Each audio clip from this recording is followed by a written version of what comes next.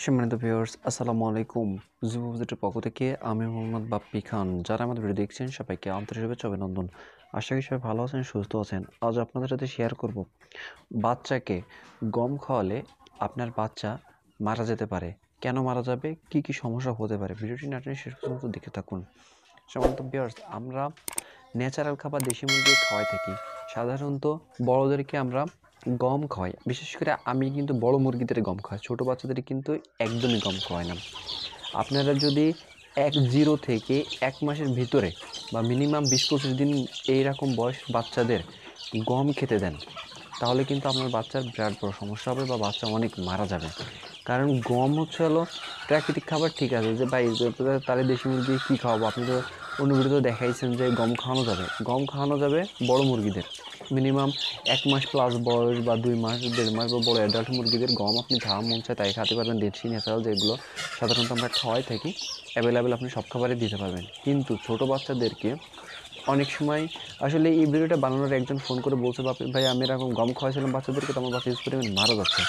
তাই আসলে ভিডিওটা বানালাম যে আসলে এই ভুলটা তো অনেকেই তো করতে পারেন, যেন এই ভুলগুলো না হয় তার জন্য আজকে ভিডিওটা বানানো। যে আপনারা ছোটো বাচ্চাদের যখনই গম খাওয়াবেন তখনই কিন্তু আপনার বাচ্চা মানে অনেক মারা যাবে। কারণ গম যখন খাবে তখন দেখা যাচ্ছে যে এমনি যে খাবারগুলো খাইলে ওই খাবারগুলো ওদের পেটের ভিতরে যে ফোলে না।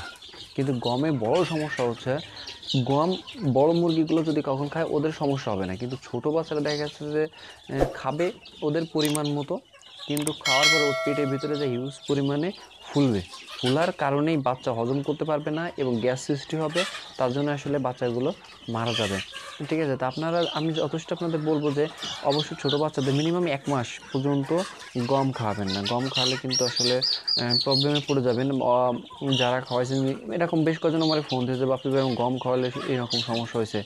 আমি তখন তাদেরকে একদম ডাইরেক্ট নিষেধ করেছি যে 1 মাসের আগে কখনোই গম দেবেন না। আমি সাধারণত 1 মাস 1.5 মাসের ভিতরে গম ইউজ করি না, এরপরে গমটা ইউজ করি, শুধু গমটাই, এছাড়া অন্য কোনো খাবারের সমস্যা নেই। আপনার সব খাবারে খাওয়াতে পারেন, খুদ চাল বা ভাতটা দেওয়া ছোটো বাচ্চাদের ঠিক না, কারণ ছোটো তো ঠান্ডা লাগতে পারে, বিশেষ করে এখন এই শীতের সময়। তো আপনারা এইভাবে আসলে খাওয়ালে আপনাদের বাচ্চার আসলে কোনো সমস্যা হবে না। আর বড় মুরগিদেরও একভাবে আপনি সবই খাওয়াতে পারবেন, কোনো সমস্যা নেই। ছোটো বাচ্চাদের শুধু গমটা থেকে হেফাজতে রাখবেন। তো সবাই ভালো থাকবেন, দেখা হবে পরবর্তী ভিডিওতে। আর আপনি তো আমার চ্যানেলটা এখনো সাবস্ক্রাইব না করে থাকেন অবশ্যই সাবস্ক্রাইব করবেন, পাশে থাকবেন করুন পরবর্তী ভিডিওর জন্য। সবাই ভালো থাকবেন, আজ এ পর্যন্ত, দেখা হবে নতুন পর্বে। আসসালামু আলাইকুম ওয়া রাহমাতুল্লাহ।